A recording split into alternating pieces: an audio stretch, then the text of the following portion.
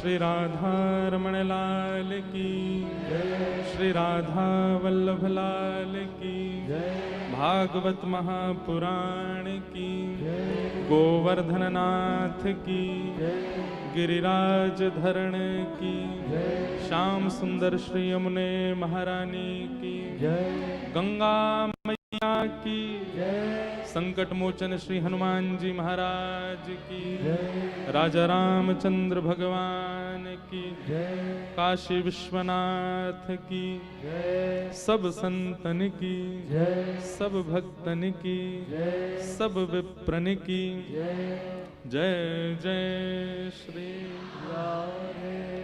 लाला के बाबा की जय, बाबा के लाला की जय, लाला बाबा दोनों उनकी। यहाँ लाला के बाबा विश्वनाथ हैं और बाबा के लाला हमारे ठाकुर जी हैं, तो लाला के बाबा की बाबा के लाला की लाला बाबा दोनों उनकी। वृषभानु दुलारी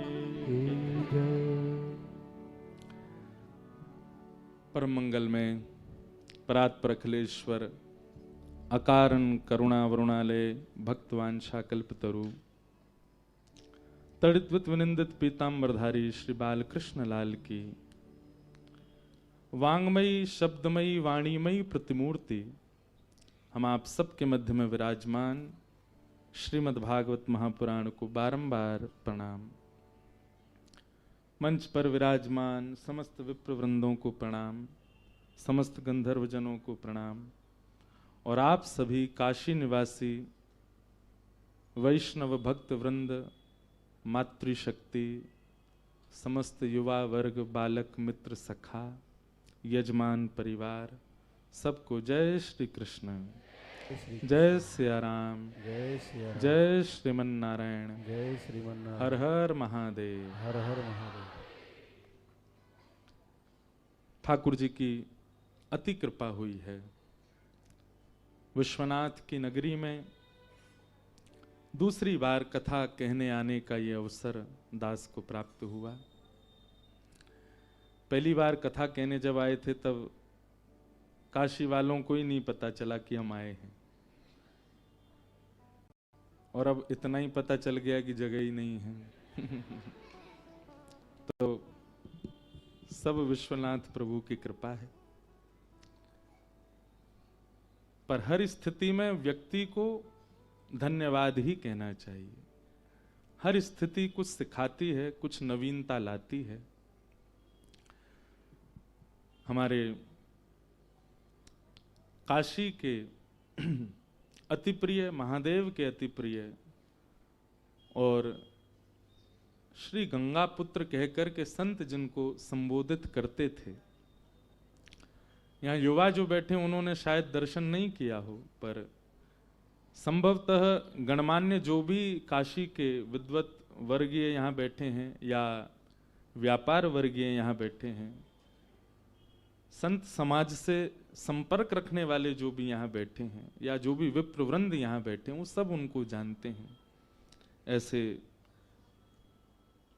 भगवत चरणारविंद प्राप्त श्री दीनदयाल जी जालान, जिनको भाई जी भी कहकर के संबोधित सब यहाँ करते थे, उन्हीं की फुलवारी है ये हमारी जो इस कथा के आयोजक हैं, पूरा जालान परिवार। मैं कल एक बात कह रहा था कि कलिकाल में ठाकुर जी को जब प्रेम प्रकट करना होता है तो प्रत्यक्ष ठाकुर जी प्रकट नहीं करते। बहुत ध्यानपूर्वक सुनिएगा। ठाकुर जी यदि आपसे प्रेम करते हैं तो वो प्रत्यक्ष ठाकुर जी नहीं बोलेंगे, राधा रमन जी बोलेंगे नहीं तू मुझे बहुत अच्छा लगे, ऐसा नहीं बोलेंगे। क्यों? ठाकुर जी को कहीं ना कहीं मन में ये भाव है कि कहीं मेरे बोलने से इसमें मान ना आ जाए। ठाकुर जी आपसे प्रेम करते हैं, श्री जी आपसे दुलार करती हैं, महादेव आपको चाहते हैं, तो प्रत्यक्ष ठाकुर जी नहीं बोलेंगे।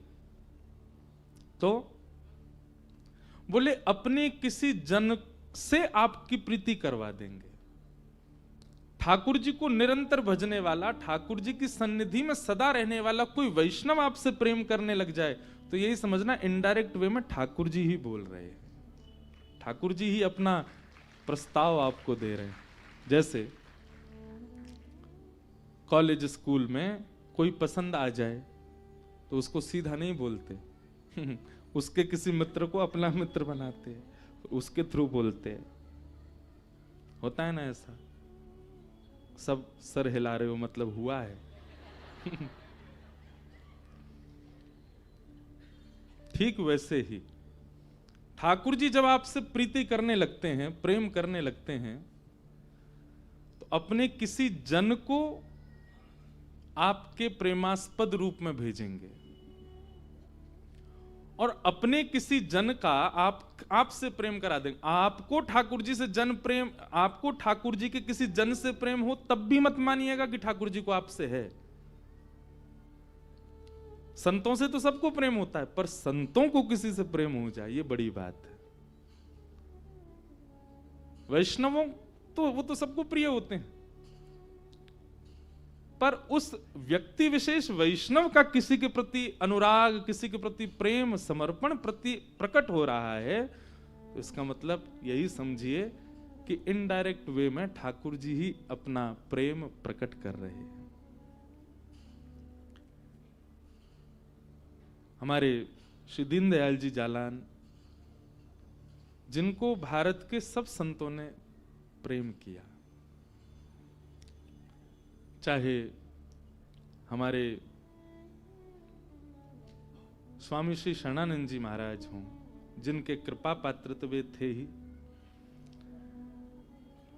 उपस्थित इस वक्त जिनका दर्शन हमको प्रत्यक्ष रूप से होता है, पूज्य श्री रमन रीति वाले महाराज जी, एवं जिनकी राम कथा सुनकर के पूरा विश्व आनंदित होता है, पूज्य श्री मुरारी बापू जी, भागवत कथा के माध्यम से जिन्होंने जन जन में कृष्ण भक्ति को प्रकट किया, ऐसे पूज्य भाई श्री, हमारे पूज्य पिताजी महाराज पूज्य श्री ठाकुर जी, अप्रकट रूप से जिनका प्रत्यक्ष दर्शन नहीं है, पर जिनकी कृपा से कितने सारे संत जन आनंदित हुए, ऐसे पूज्य श्री बक्सर वाले मामा जी, परम पूजन श्री मलुकपीठ वाले महाराज जी, सबका स्नेह भाई जी को प्राप्त हुआ। तो इससे ये बात, मुझे तो दर्शन नहीं हुआ और मिला हूं तो मुझे शायद बाल्यकाल का इतना स्मरण ना हो, पर मैंने जितना भी सुना सबसे, उससे यही प्रतीत होता है कि इन संतों के माध्यम से गंगा जी और महादेव ही अपना प्रेम उनके प्रति पहुंचाते थे। और याद रहे, प्रेम जिस व्यक्ति से होता है ना, फिर उस व्यक्ति के संपर्क से हर व्यक्ति से होने लग जाता है। पूज्य श्री भाई जी दीनदयाल जी जालान जी, उन्हीं के प्रेम की सुगंध से आज पूरा जालान परिवार सुगंधित है, और आज भी सब संत जन इस पूरे परिवार को बहुत प्रेम करते हैं, स्नेह करते हैं। हम अभी द्वारिका में थे, परम पूजनीय श्री गोवत्स श्री राधा कृष्ण जी महाराज के ठाकुर जी का उत्सव था, तो उसमें चंद घंटों के लिए, 2-3 घंटे के लिए मैं पहुंचा। मुझसे सब पूछे कहां से आ रहे हो, मैंने कहा रामेश्वरम से। कहां जा रहे हो, मैंने कहा विश्वनाथ। अच्छा देखो कैसी कृपा, रामेश्वरम दक्षिण के ज्योतिर्लिंग, वहां से हम गए द्वारिका, द्वारिका के बिल्कुल बगल में नागेश्वर, द्वारिका में ही है, दूसरे ज्योतिर्लिंग हो गए हमारे। वहां से अब हम आए कहां, विश्वनाथ। 3 ज्योतिर्लिंग यात्रा तो हमारी 31 और 1 के बीच में ही हो गई। 2024 से 25 में मैं कैसे आया, 3 ज्योतिर्लिंगों में होते हुए आया, और उसमें भी 2 धाम, रामेश्वर दक्षिण का धाम है और द्वारिका जो है वो, द्वारिका पश्चिम हुई पूरब हुई, पश्चिम हुई ना, पश्चिम का धाम। तो वहां मुझसे सबने पूछा, बोले कहां जा रहे हैं अब, मैंने कहा काशी, अब विश्वनाथ के दर्शन करने जा रहे हैं। अच्छा वहां कथा है, मैंने कहा कौन करा रहे हैं, केवल इतना बोलना, जालान परिवार।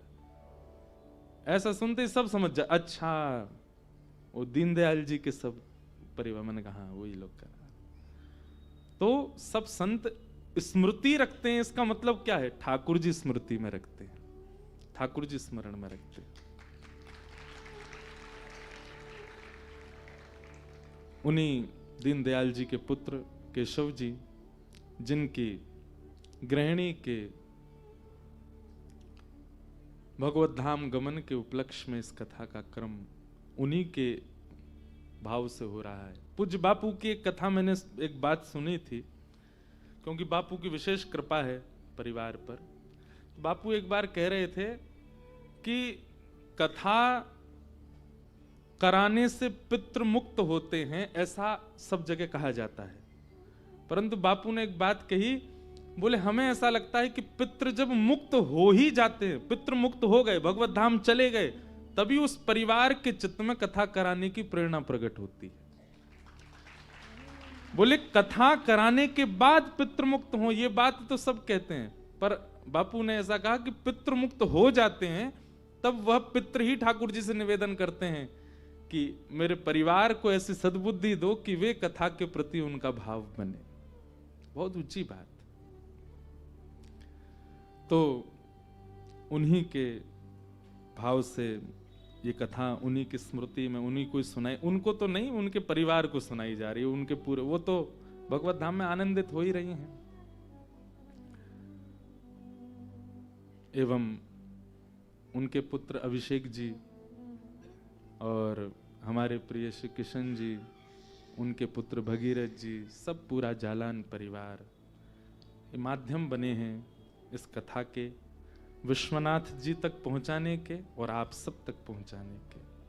इसलिए सौभाग्य की बात है कि इस वर्ष का ऐसा मंगल प्रारंभ हो रहा है, यह आनंद की बात है।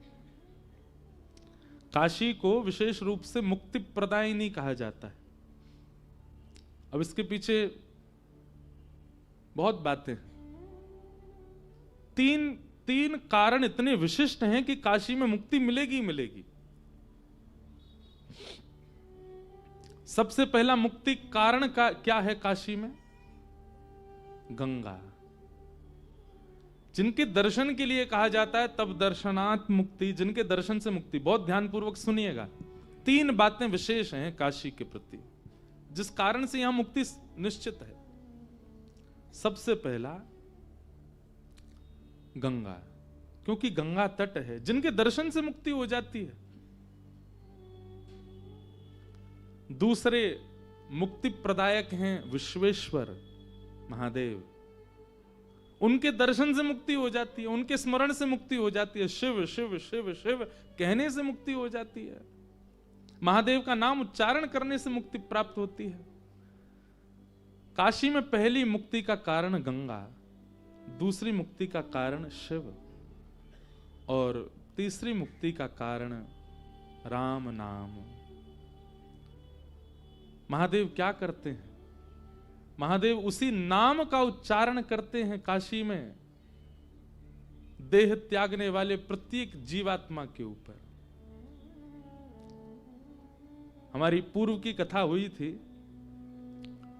काशी में 80 घाट पर, और जो हमारे आयोजक हैं वो यहीं बैठे हैं, पीछे ही बैठे हैं। तो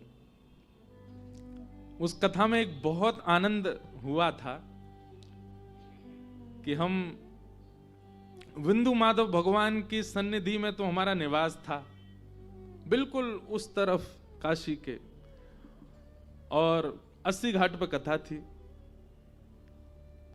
उन्होंने ऐसी सुंदर व्यवस्था की कि हम बिंदु माधव भगवान को प्रणाम करते जहां निवास था, और वहां से नाव में बैठते, पूरी काशी का दर्शन करते हुए 80 घाट आते, और वहां कथा सुना के फिर नाव में बैठ के दशाश्वमेध घाट पर आरती का दर्शन करते हुए फिर दोबारा लौट के जाते, और वहां फिर निवास।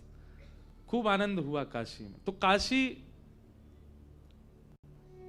जो गंगा जी का स्वरूप है वो चंद्राकार है, और उस चंद्राकार के बिल्कुल मध्य में विश्वनाथ विराज रहे हैं। अगर आप ड्रोन से देखो या आकाश से देखो तो जो चंद्र आकृति है उसके बिल्कुल मध्य में ही विश्वनाथ हैं।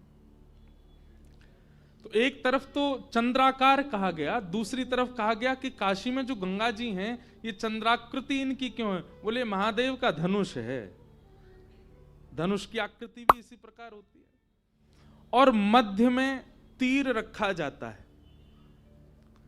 तो काशी के बिल्कुल मध्य में विश्वनाथ, विश्वनाथ कह दें तो अपने आप हो जाएगा मणिकर्णिका, मध्य में है। और वहां पर जब देहधारी प्राण त्याग करके जाते हैं तो श्री महादेव काशी रूपी धनुष के मध्य में राम नाम रूपी तीर पर हम जीवात्माओं को बैठा करके सीधा मुक्ति प्रदान करते हैं, इसलिए काशी मुक्ति प्रदायिनी है। तो पहला गंगा, दूसरे महादेव और तीसरा राम नाम, जो एक संपूर्ण सामर्थ्य मुक्ति की रखते हैं, वो तीनों यहां पर विद्यमान है। महादेव विश्वनाथ मंदिर में केवल मंगला में विराजते हैं। सुबह सुबह की जो आरती होती है उस समय महादेव वहां होते हैं, बाकी मंगला आरती करते ही ठाकुर जी सीधे मणिकर्णिका चले जाते हैं, महादेव फिर वहीं होते हैं। वहां जितने भी लोग आए होते हैं भगवत धाम के लिए, सबको राम तारक मंत्र सुनाते हैं। और एक विशेष बात, आप सब तो काशी को सब जानते हो, पर हमारी कथा और भी बेचारे लोग सुनने होंगे, उनको बता रहे हैं हम। और कोई ऐसे भले लोग भी हैं जो नहीं जानते हों, वो भी सुन लो। पूरे विश्व में शमशान है, परंतु काशी में महाशमशान। क्यों? कारण तो वही बन रहा है, कार्य तो वही हो रहा है जो पूरे विश्व में शमशानों में हो रहा है, वही यहां हो रहा है। तो यहां का महाशमशान क्यों है? विश्व के किसी भी शमशान में केवल देह का दहन होता है, आत्मा को तो कटघरे में खड़ा किया जाता है कि अब तुम्हारे पुण्य और पापों से तुमको दूसरा शरीर मिलेगा, दूसरी योनि मिलेगी और पुनर्जन्म होने की संभावना निश्चित होती है।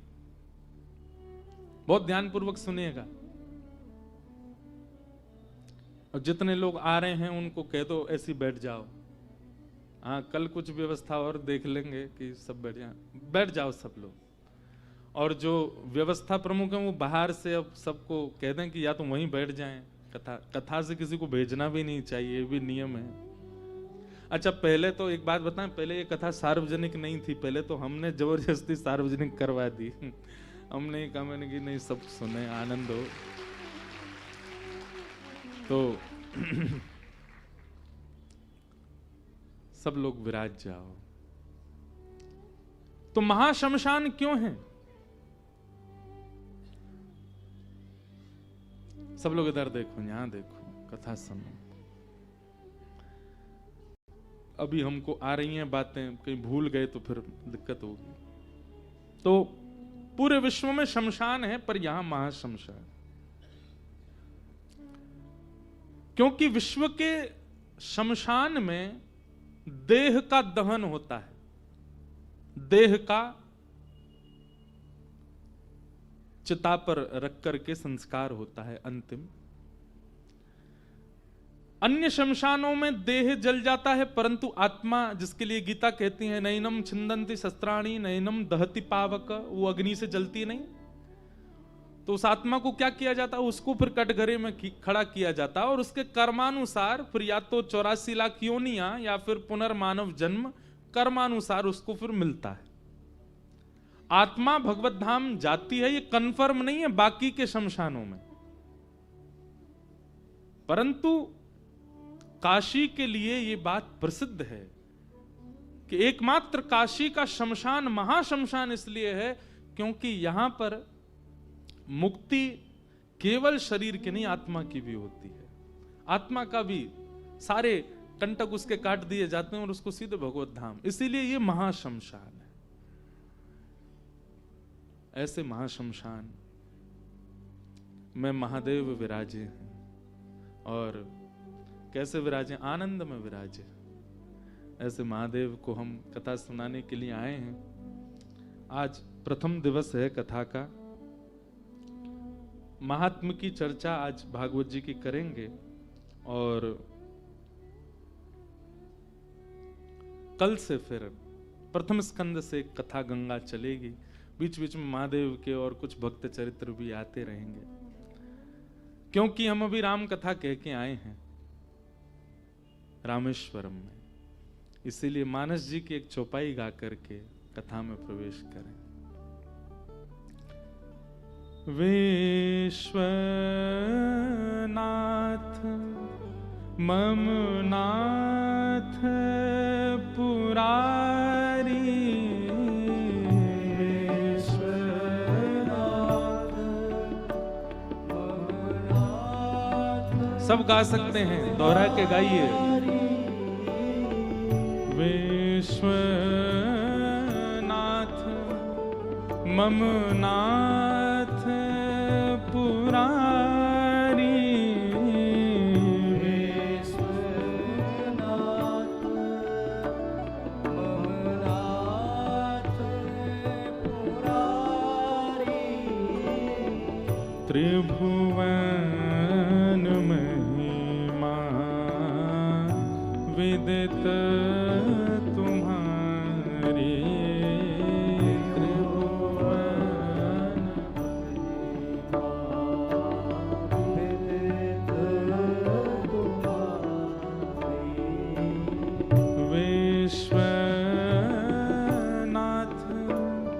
मम नाथ पुरारी, विश्वनाथ मम नाथ पुरारी। त्रिभुवन महिमा विदित तुम्हारी,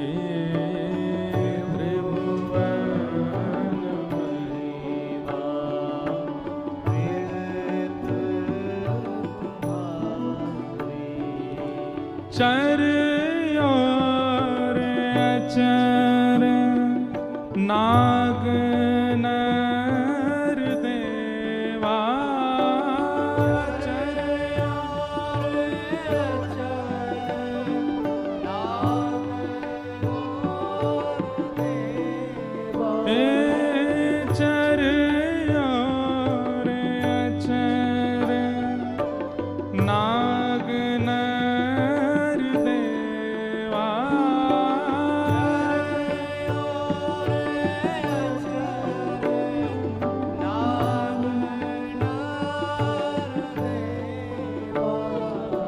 सकल करें पद पंकज सेवा,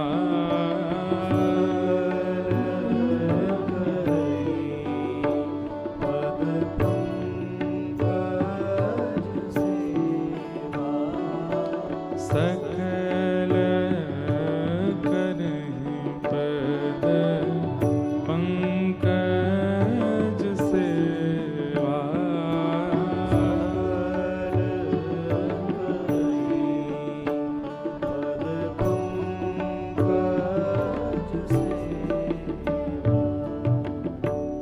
नमः पार्वती पतये हर महादेव। ऐसे महादेव के चरणों में आइए कथा रसधारा को प्रारंभ करते हैं। सच्चिदानंद रूपाय विश्वोत्पत्त्यादि हेतवे तापत्रय विनाशाय श्री कृष्णाय वयं नमः। सच्चिदानंद रूपाय। जो लोग आ रहे हैं बहुत शांति से आके बैठ जाएं, हमें पता भी ना चले कि आप आ गए हो। ऐसे आओ, सरप्राइज दो, खुलासा करते हुए मत आइए। सच्चिदानंद रूपाय। सब लोग इधर देखो, जो जो आ गए हैं वो देखो, सुनो कथा। सच्चिदानंद रूपाय। भगवान के 3 रूप बताए गए हैं। स्वरूप अनेक हैं ठाकुर जी के। अब महादेव ही ज्योतिर्लिंग 12 हैं भारत में, स्वरूप भले ही उनके अलग होंगे, पर रूप तीन ही हैं, सत्य, चैतन्य और आनंद। भगवान श्री कृष्ण के अनेक देवालय हैं पूरे भारत में, विदेशों में भी लोगों ने मंदिर बनाए हैं। स्वरूप सब जगह भिन्न हो सकते हैं, पर उन भिन्न स्वरूपों के रूप तीन ही हैं, सत्य, चैतन्य और आनंद। कहां तक कहें, महादेव का जो रूप है वही श्री कृष्ण का रूप भी है। अगर इन तीन रूपों में देखें, सत्य, चैतन्य, आनंद, तो ये महादेव भी हैं, ये कृष्ण भी हैं, ये राम में भी हैं, और ये हमारे हनुमान जी में भी हैं, सब में। सच्चिदानंद रूपाय, सत्य, चैतन्य और आनंद।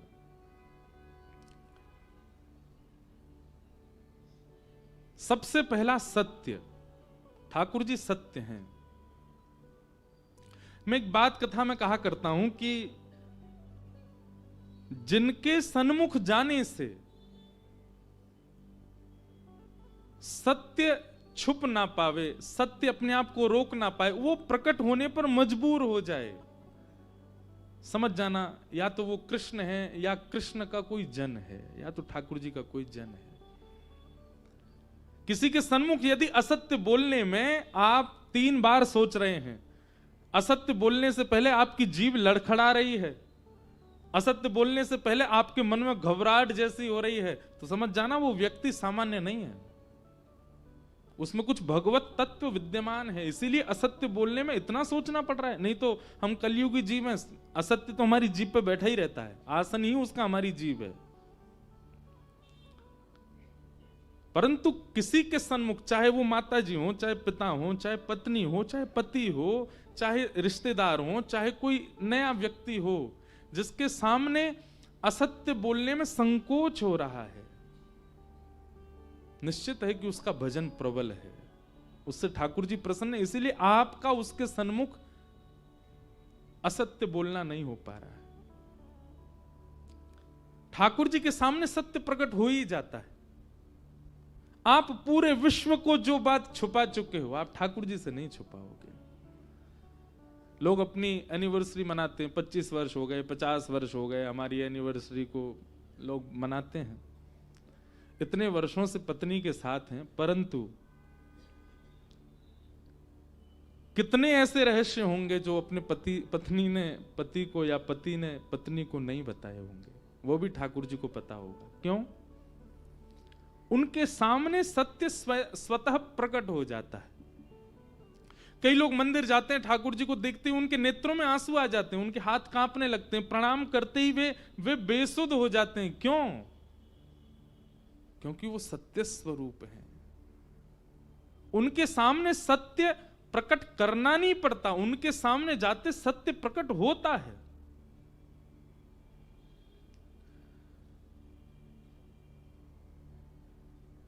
ये तो था एक व्यवहारिक भाव।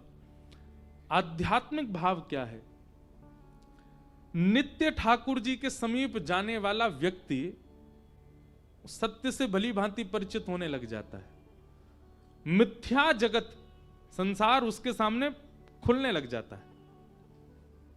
जो नित्य महादेव को देखता हो, जो नित्य ठाकुर जी को देखता हो, और एक बात सुनिएगा, कथा सुनना भी एक प्रकार से ठाकुर जी को देखना ही है।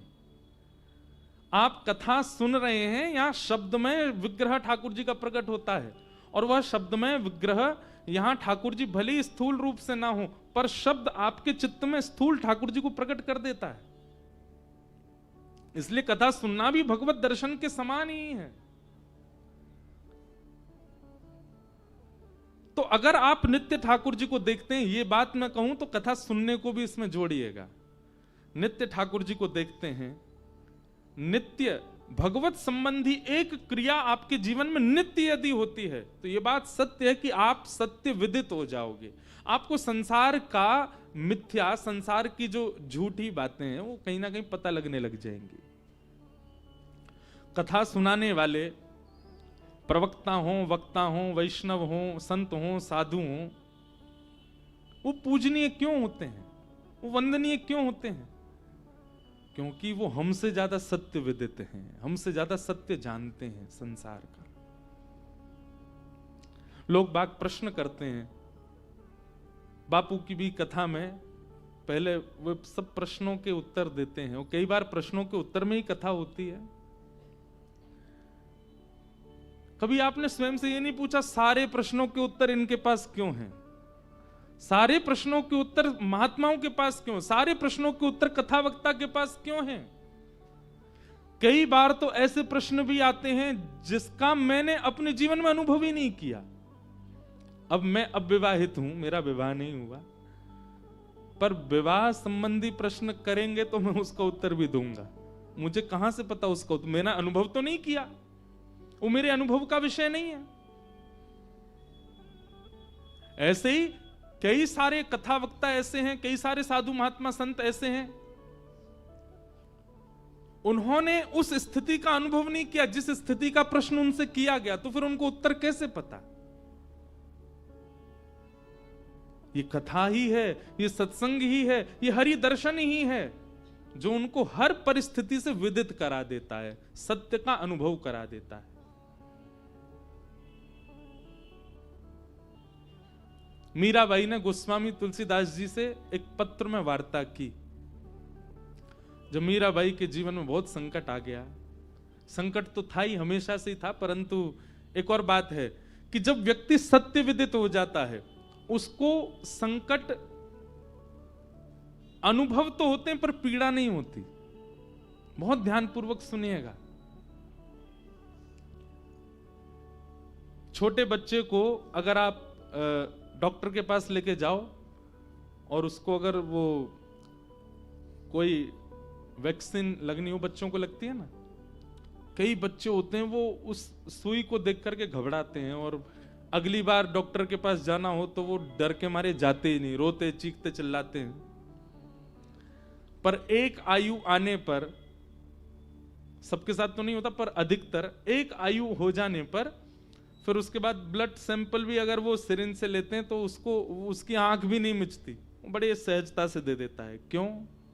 वो सत्य विदित हो गया है, इससे मुझे पीड़ा नहीं होने वाली है, ये मेरे शुभ के लिए ही किया जा रहा। भले ही वो चुभ रहा है पर उसको पीड़ा उतनी नहीं होती। ठीक वैसे ही सत्य पहचानने वाला व्यक्ति संसार से मिलने वाले जितने भी संकट होते हैं उनका अनुभव तो करता है, उन संकटों से जूझता तो है, पर परेशान नहीं होता, हताश नहीं होता, टूटता नहीं है।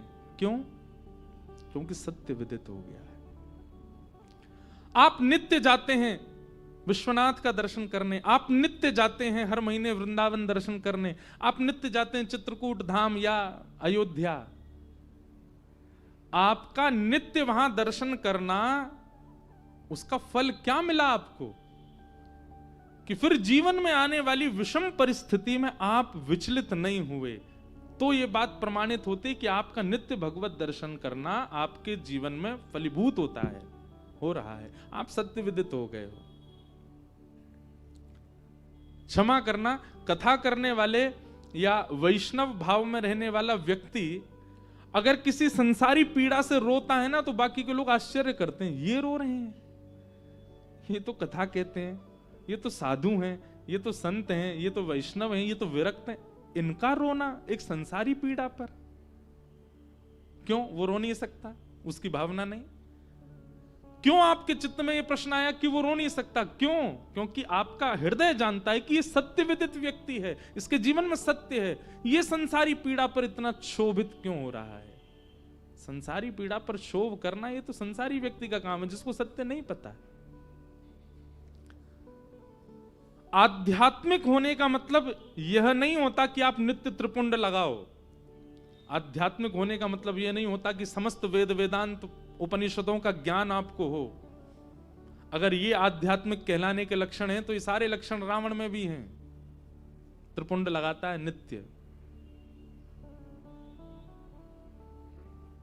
आप तो विश्वनाथ जी का दर्शन करने स्वयं जाते हो, विश्वनाथ जी उसको दर्शन देने जाते थे लंका में। अगर आध्यात्मिक व्यक्ति के लक्षण देखे जाएं तो वो सारे लक्षण कहीं ना कहीं रावण में आपको दिख जाएंगे। केवल एक कारण ऐसा है जिसके कारण आज भी दशहरा पर रावण दहन होता है। क्या? वो सत्य विदित नहीं था, वो सत्संगी नहीं था।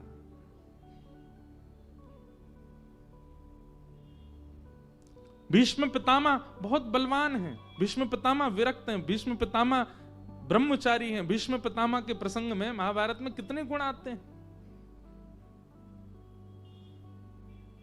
परंतु वे भीष्म पितामह सत्य विदित होते हुए भी सत्य का आचरण नहीं था, इसलिए बाणों की सैया पर लेटे। तो सत्य का मतलब ये आपके जीवन को आध्यात्मिक आप हैं, यह पता चलता है कि आप सत्यवान हो कि नहीं। सत्यवान मतलब संसार की समस्त स्थितियों से आप विदित होकर के भी टूटे ना, विचलित हो ना, आप जैसे खड़े पहले थे वैसे ही खड़े हैं अभी भी, तो यह पता चलता है कि आप आध्यात्मिक हो, आप सत्य विदित हो। हम नित्य कथा सुनते हैं, पर हमारे घर के रसोइया भैया ने दाल में नमक कम डाल दिया तो आंखें खुल गईं, मन खराब हो गया, क्रोध आने लग गया। ये काय बात, क्या अध्यात्म, क्या कथा सुनते हैं फिर आप, जब इतना भी देहाभिमान आपसे सहन नहीं हो रहा है। तो भगवान का पहला स्वरूप लिख लीजिएगा, सत्य। और सत्य स्वरूप परमात्मा का मतलब है हर स्थिति में सम हो जाए व्यक्ति, तो समझ जाना सत्य मिल गया। सत्य को जानने वाला व्यक्ति प्रसन्न रहता है, चाहे स्थिति कैसी भी हो। भगवान का पहला स्वरूप क्या है? सत्य। और आप यदि सत्य से विदित हो रहे हैं, सत्य जीवन में आपके में आ रहा है, तब मानिए कि आप सत्य को भजते हैं। जिसको भजें उस जैसे गुण हमारे अंदर आने लग जाएं। भगवान का पहला रूप सत्य। ठाकुर जी का दूसरा रूप क्या है? चैतन्य। क्या है? चैतन्य। और चैतन्य ठाकुर जी को मानने का मतलब क्या है? सिया राम मैं सब जग जानी, करहूं प्रणाम जोरि जुग पानी। हीटर में भी भगवत तत्व है, यह विश्वास मेरे अंदर प्रकट हो जाए तब मैं मानूं कि मैं चैतन्य परमात्मा को जानता हूं। हमारे यहां सबको प्रणाम किया जाता है महाराज, कहीं पैर से ठोकर लग जाए तो कई लोगों को देखा होगा वो उसको भी प्रणाम करते हैं। हमारे पैर लग गया, क्यों? उसमें प्रणाम का भाव क्या है? सब में परमात्मा है। कागज गिर जाए नीचे, उसको उठा के सिर से लगाया जाए, इसमें भी परमात्मा है। इस प्रकार की चैतन्य बुद्धि सब जगह होने लगे, सब में होने लगे। गोस्वामी तुलसीदास जी महाराज ने जब ये पंक्ति लिखी, सिया राम मैं सब जग जाने, करहूं प्रणाम जोर जुग,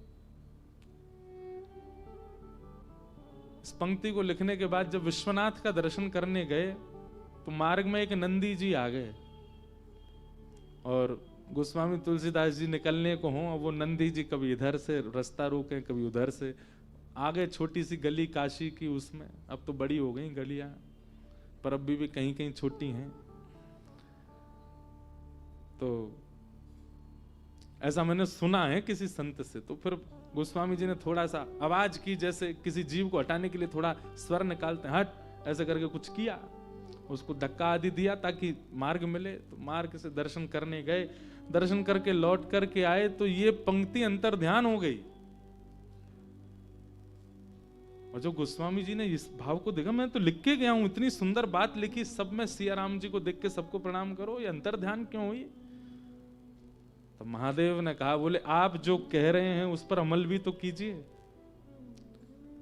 लिख रहे हैं सिया राम में सब जग जानी, और मार्ग में जब वही सिया राम जी नंदी के रूप में मिले तो उनको आप जो है धक्का दे रहे हो। तब उनके मन में ये भाव प्रकट हुआ, इसका मतलब जो लिखा जा रहा है वो परम सत्य है, इसमें कोई संदेह वाली बात नहीं। एक बात हम आपसे कहें, मैं अगर आप लोगों को किसी कार्य को करने की व्यास मंच से आज्ञा देता हूं और स्वयं यदि वो कार्य नहीं करता, तो मिथ्या वाणी बोलने का दोष अपराध मुझको लगेगा। तुम स्वयं तो पालन करते नहीं और पूरी दुनिया को बता रहे हो ऐसा करो ऐसा करो। इसका अपराध मुझको लगेगा, इसका पाप मुझको लगेगा। इसलिए वक्ता को भी बहुत सावधान, यदि वो कोई बात बोले तो पहले स्वयं से पूछे वो स्वयं करता है कि नहीं। और यदि कई बार कथा के फ्लो में कोई ऐसी बात निकल आई जो वो स्वयं नहीं करता, तो इसका मतलब व्यास मंच उसको आज्ञा दे रहा है कि सहज ही तुम्हारे मुख से निकला है, आज कथा के बाद इसका पालन करना शुरू करो। नहीं तो वक्ता की वाणी से प्रभाव नहीं हो सकता, ये बात निश्चित है। वक्ता के वक्तव्य से एक व्यक्ति भी परिवर्तित नहीं हो पाएगा यदि वक्ता स्वयं उस स्थिति में नहीं है। तो चैतन्य का मतलब क्या है? सर्वम खलु इदम ब्रह्म। एक प्रकार से सब में आपको दिखने लगे कि इसमें भी राम है, इसमें भी मेरे ठाकुर